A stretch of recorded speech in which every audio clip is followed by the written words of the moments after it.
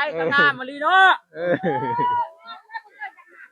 ดูไพ่เพิ่นมาฮ้อนเด้อบัดนี้เด้อไปทุกคนเดี๋ยวไปจะเลิกเฮามาเบิ่งกันเด้อบัดนี้เด้อโอ้ไปเบิ่งทางหน้าก่อนทุกคนเห็นแต่ทางหลังพี่น้องเดี๋ยวมาเบิ่งทางหน้า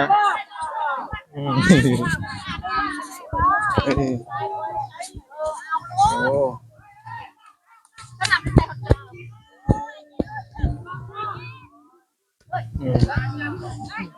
อันนี้คือทีมเจ้าสาวเด้อนี่เด้อเจ้าสาวเพิ่นได้มาฮอดเด้อนี่เอามาพร้อมกับพ้นเลยเนาะเจ้าสาวก็ได้ เจ้าสาวมาพร้อมกับสายพ้นเลยนะนี่ตอนนี้ทางเจ้าสาวก็สิได้ขึ้นเหยียบเฮือนเจ้าบ่าวเนาะทางลุ่มพี่กับประกันม่วนอยู่แล้วพี่น้องเอ้ยเนาะแล้วก็อันนี้แม่นทีมเจ้าสาวมานี่ก็มีแต่ผู้สาวเต็มอยู่เลยเนาะผู้สาวนี่ก็หลายคนได้ไปพี่น้องเอ้ยนี่เห็นบ่แม่นเมิดเลยนี่มีทั้งเอ้ยอ้ายน้องซุเพิ่นนั่นแหละเจ้าสาวนี่ก็ได้เป็นลูกกำพร้าคือกันพ่อแม่ตายหมดเนาะอยู่แต่กับเอ้ยทุกคนเอ้ยนี่เห็นบ่เพิ่นก็ฮีดของเพิ่นจะเฮ็ดแบบนี้เด้อก่อนจะขึ้นฮอดเฮือนเจ้าบ่าวเนาะมีการล้างตีนอย่างต่างๆแล้วก็มีผู้เฒ่าย่อขึ้นไปเนาะมีผู้เฒ่าจูงแขนขึ้นเนาะแล้วก็ทางผู้สาวทางอันนี้เพิ่นก็เตรียมย่อพระเข้าพระน้ำมาให้แขกคนที่มาร่วมในงานแหละทุกคนพี่น้องเพิ่นนะมาโพรีวิวได้เห็นผู้สาวบ่ดีเด้อโพรีวิวได้เห็นผู้สาวนะบ่ดีเด้อบ่ได้เว้านำกล้องได้เว้านำผู้สาวเขาเห็นแล้วรีวิวนะบ่ได้รีวิวนะเว้านำผู้สาวบ่ได้เว้านำกล้องคนตานั่นเลี้ยวเบิ่งผู้สาวเด้อแม่นอยู่บ่เนี่ยแม่นนะไปถ่ายแน่บ่มีเห็นเจ้ามีเห็นเจ้ามีเห็นดอกมีเห็นดอกยกกอกกันเล่ายกกอกเห็นว่าเขายกจอกเราเลยพิษเว้าเลยเนาะพิษเว้าแล้วอ่ะเขาพิษดินพันกันอาจารย์เป็นผู้สาวนะผู้สาวนะจะน้อยสิไปถ่ายรอบผู้สาวกันเลยสาวงามนะจากอันนั้นแซ่บ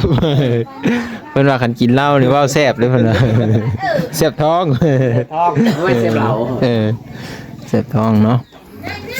เอาเบิ่งภาพย่างไปเบิ่งทางนั้นอีกก่อนเนาะอันนี้คือทางแม่โคเพิ่นแต่งอยู่แต่งกินพี่น้องป้าตัวห้องอยู่ห้องกินเต็มขันสามบักใหญ่ๆเลยนี่เนาะ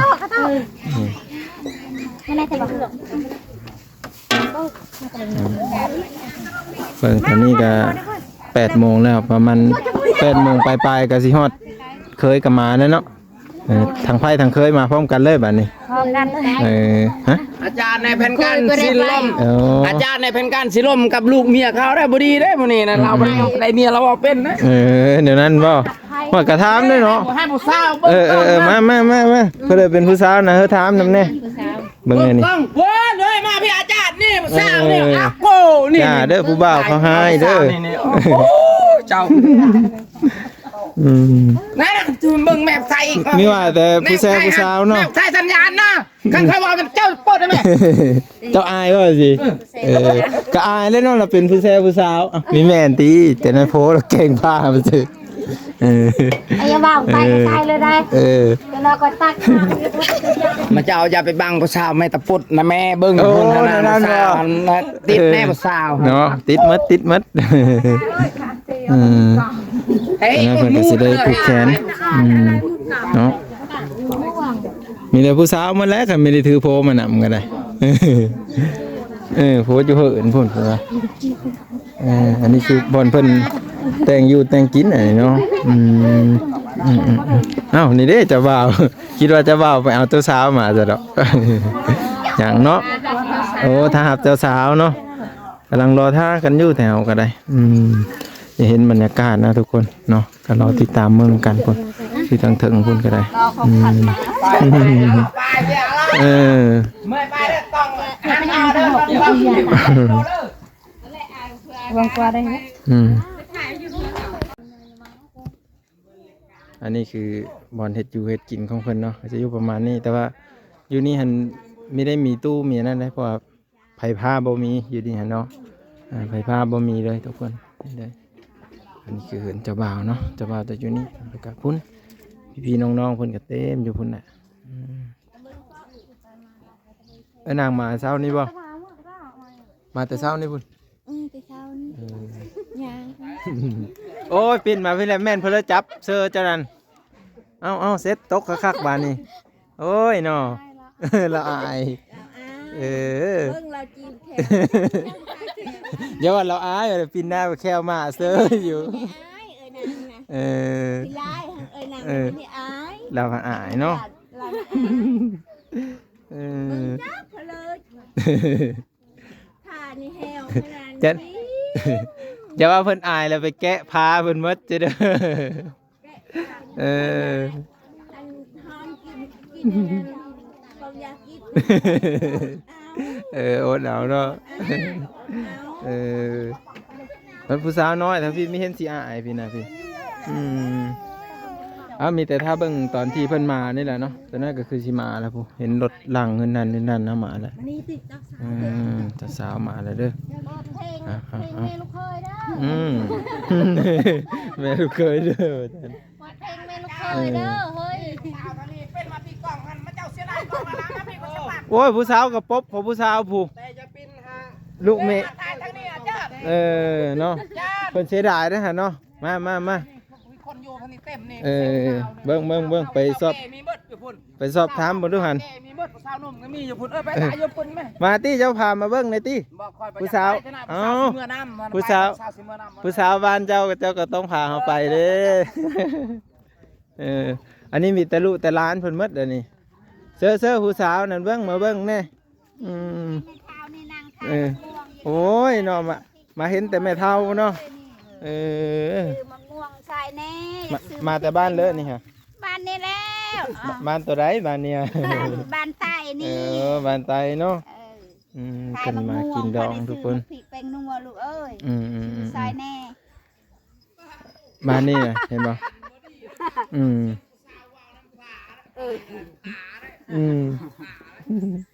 ก็เลยก็มีแต่ถ้าเจ้าสาวมาแล้วนี่แต่เก้านี่สิเอาเจ้าบ่าวไปขึ้นเหินเจ้าสาวบ่หรือว่าจะได้แบบนั้นแหละแต่เขาบ่เอาอันนี้แบบใหม่เนาะมาเลย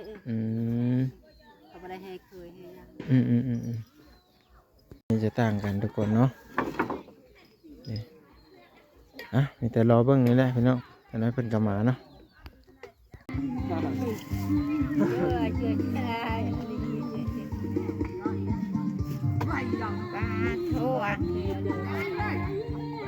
ลุงจะโกงก็เปิด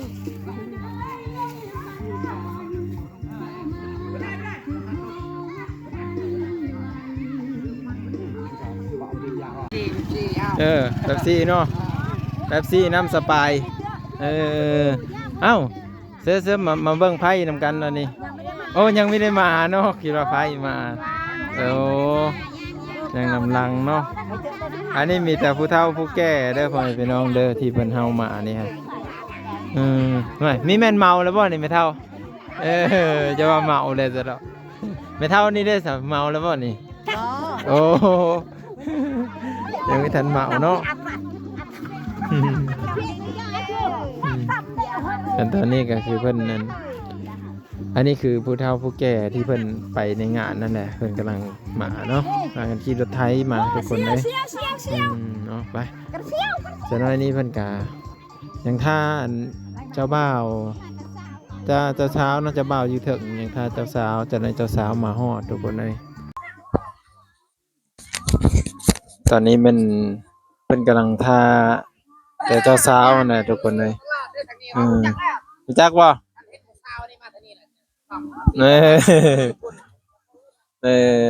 มีแต่ท่าเจ้าสาวแล้วตอนนี้เนาะตั้งเจอรอ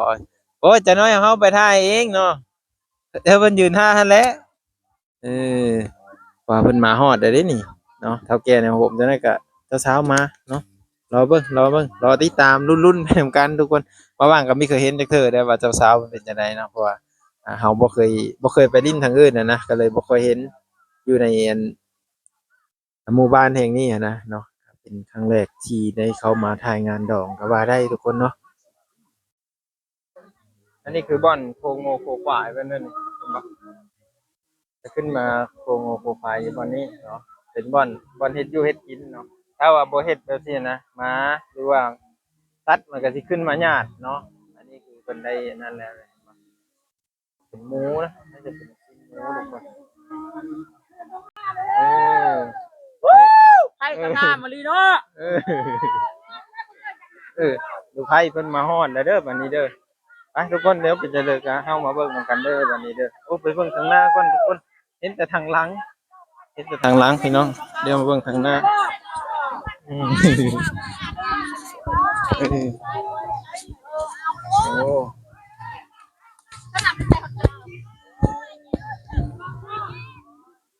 อืมอันนี้คือทีมเจ้าสาวเด้อนี่เด้อเจ้าสาวเพิ่นได้มาฮอดแล้วเด้อนี่เออเอามาพร้อมกับพลเลยเนาะเจ้าสาวก็ได้ เจ้าสาวมาพร้อมกับสายพลเลยเด้อนี่ตอนนี้ก็คือเจ้าสาวได้มาฮอดแล้วเนาะพี่น้องเอ้ยเพิ่นก็มีทางญาติพี่น้องเพิ่นแหละมาโฮมมานำไผ่นะทุกคนเนาะมานำไผ่แล้วก็มีบอนอยู่บอนนอนนะที่อยู่ที่นอนเจ้าสาวก็จะถือตุกน้ำติบเข้าเนาะแล้วก็จะมีเพื่อนเจ้าสาวแล้วก็มีทางพี่น้องเจ้าบ่าวพรรับอีกเนาะก็ตามความม่วนของเขาเจ้านั่นเนาะก็จะประมาณนี้เนาะก็มีผ้าห่มผ้าปกหมอนเอียงมาแน่เนาะเจ้าสาวฮะก็15 ปีเด้อทุกคนเด้อเห็นบ่เจ้าสาว15 ปีถือว่าน้อยลีนอนนะหมู่เจ้าสาวก็น่าจะใหญ่กว่าเนาะอันนี้คือเจ้าสาวเนาะที่มีอายุน้อยที่สุดในหมู่บ้านเลยก็ว่าได้ทุกคนแต่ว่าเพิ่นได้มาฮอดแล้วตอนนี้เนาะบ้านเจ้าได้การแต่งเป็นแบบนี้บ่ก็ลองมาคอมเมนต์บอกบ่บางได้เด้อทุกคนเด้อเนาะแตกต่างกันไปแต่ละหมู่บ้านเนาะโอ้ยหมู่เจ้าสาวครับผมมีแต่ชุดสวยๆงามๆทุกคนเลยเห็นบ่หมู่เจ้าสาวก็หลายนะที่เพิ่นมาในมื้อนี้นะเนาะหมู่เจ้าสาวเต็มเลยเห็นบ่นี่ผู้เฒ่าผู้แก่ก็มายันว่ามาผูกแขนเนาะมาผูกแขนมายินดีนำเพิ่นมายินดีนำเจ้าสาวที่เพิ่นผูกแขนมื้อนี้ทุกคนเนาะเข้าพาขวัญนั่นแหละเนาะหลายๆคนก็มาร่วมนำกันเลยทุกคนเลยมาร่วมนำกันเลยเนาะเขาก็ม่วนไว้สิแหละทุกคนแถวเขตบ้านนอกเนาะกินเหล้ากินเบียร์ไปจังซั่นแหละก็เบิ่งไปนำกันทุกคนนี่เห็นบ่เป็นบรรยากาศที่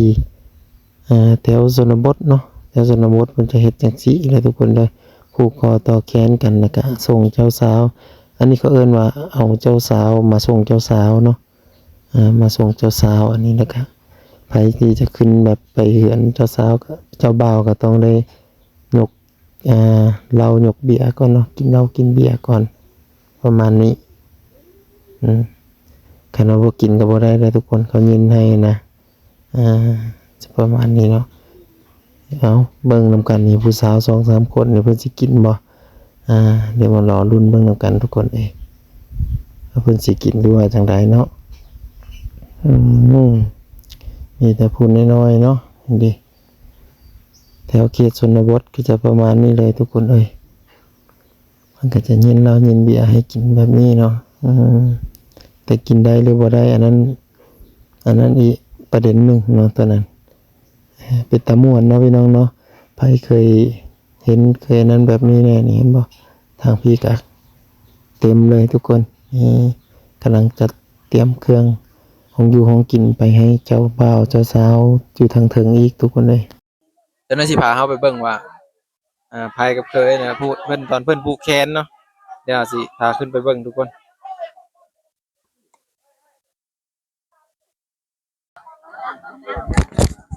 อันนี้คือเพิ่นได้เข้ามาฮอดทางถึงแล้วเนาะก็คือเฒ่าแก่เพิ่น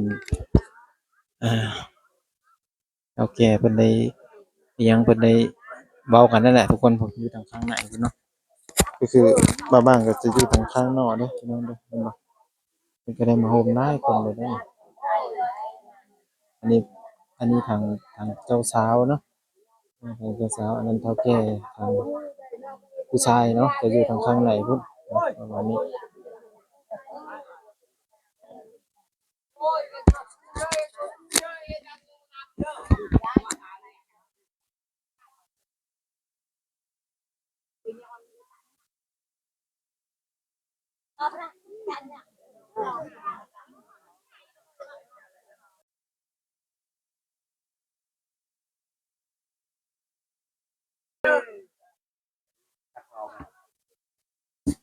อันนี้ผมเป็นได้อันนั้นนะทุกคนโอเคนะผมให้ยังไงคนละค่าดอกเพิ่นนะเบิ่งกันที่เพิ่นนะเพิ่นคือเพิ่นผู้ขอตะเคียนตอนใดนะ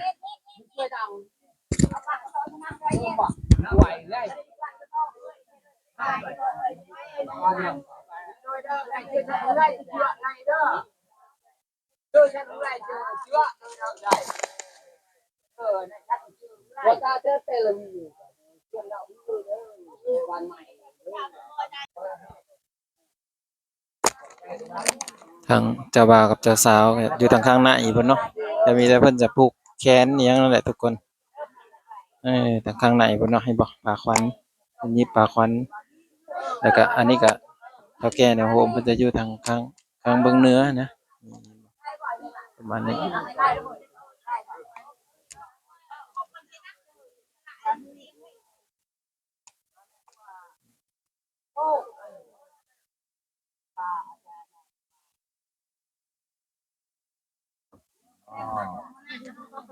อันนี้นี่จะน้อยเพิ่นผูกแขนเลยบ่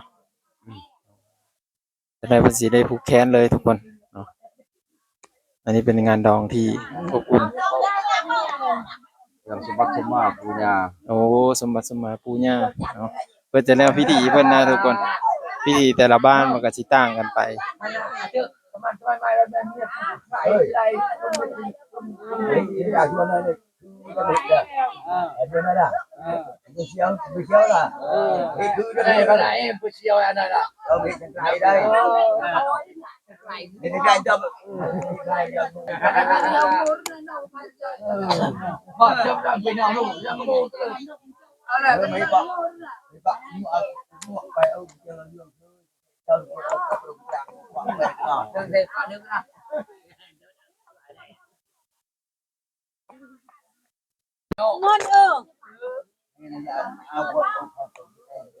ยันมีแพรผู้เฒ่าอยู่นี่มีแต่ผู้เฒ่าเนาะเออผู้บ่าวก็น้ำนี่ประกาศมาฮะประกาศมาเด้อบ่ได้เฮ็ดก็เลยให้เรารอเที่ยวไม่ใช่ประกาศนะผู้บ่าววันกะล้างแนวซั่นอันนี้มีแต่ผู้หญิงนี่เนาะมีแต่ผู้สาวมีแต่เอาไม่หน่อยเอาใหญ่รถหน่อยคันเลี้ยงเอาใหญ่รถต้องเลี้ยงอีกพอเขาเจ้าสาวคัมปาเน่เนาะย่านผู้สาวคัมปาเน่ว่าซั่นผู้บ่าววันกะล้างอยู่มงเหลือแจเลยเนาะว่าสิอ๋อย้อนแมงบักเดือว่านี่อันนี้เพิ่นกำลังเฮ็ดพิธีเพิ่นเด้ออันนี้แม่ใหญ่สมหมาบ่โอ้สมหมาปู่ย่าเนาะโอ้ก็คือพิธีแบบง่ายๆเนาะผูกคอต่อแขนอีหยังแล้วก็แล้วกันทุกคนเนาะ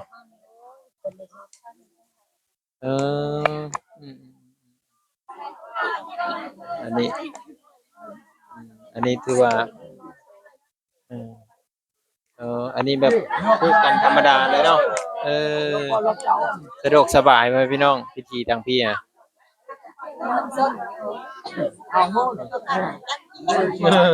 เพิ่นที่มีการสูตรปั้นนี่โอ้หมอพรนี่ทุกคนเนาะ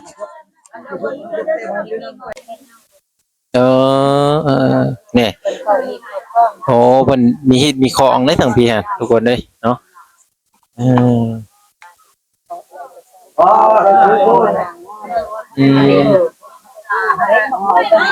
โอ้เข้าห้องอันนั้นบ่แม่นเข้าซื่อๆได้มันบ่โอ้อันนี้ก็เป็นท่าครอบพี่ครอบครองมาอยู่นำไกลบ้านเนาะโดยมาร่วมสิเนาะโดยโอ้อันเจ้าสาวนี่ได้โอ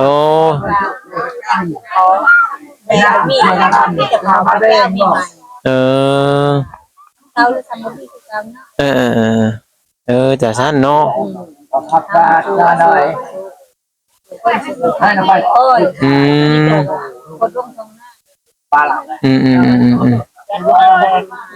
โอ้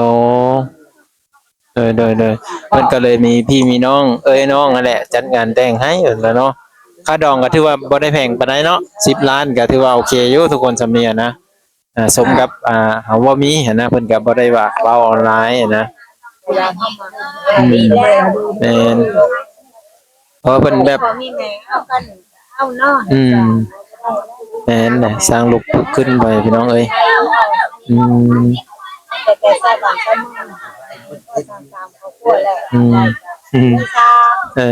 โอ้เพื่อเพิ่นสิอันนั่นนี่ก็โดนเติบเนาะพิธีเพิ่นนี่อิฐของเพิ่นนี่ทุกคนเพื่อเพิ่นสิจำเพื่อเพิ่นสิอันนั้นแล้วนะคือเพิ่นได้ถูกแขนเอามาแขนเนาะมาแขนในโฮมยังเพิ่นเอาไปผูกแขนเนาะ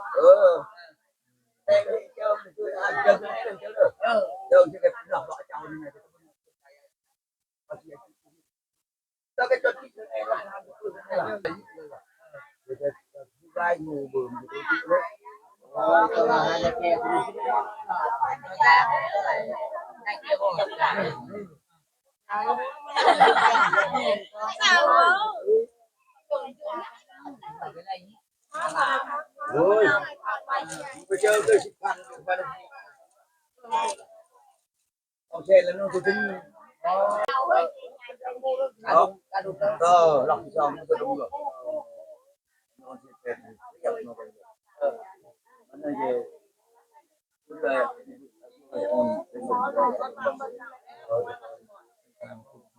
ชาวบ้านสาวๆได้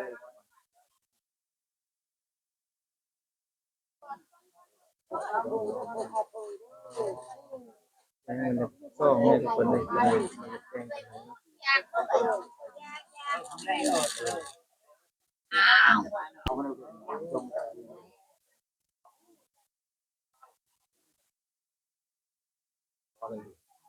เอาแขนเด้อ ตอนเก่าตอนเอาตอนเก่า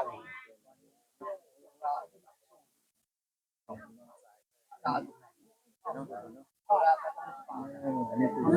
ผู้ที่เป็นมาร่วมเนาะมาร่วมงานดองครั้งนี้ทุกคนเนาะเป็นงานที่อบอุ่นเนาะมีแต่ผู้ชายผู้สาวมาเนาะผู้ทางเจ้าสาวอันนี้ทำเป็นผู้ทางเจ้าสาวเด้อเจ้าสาวเนื้อ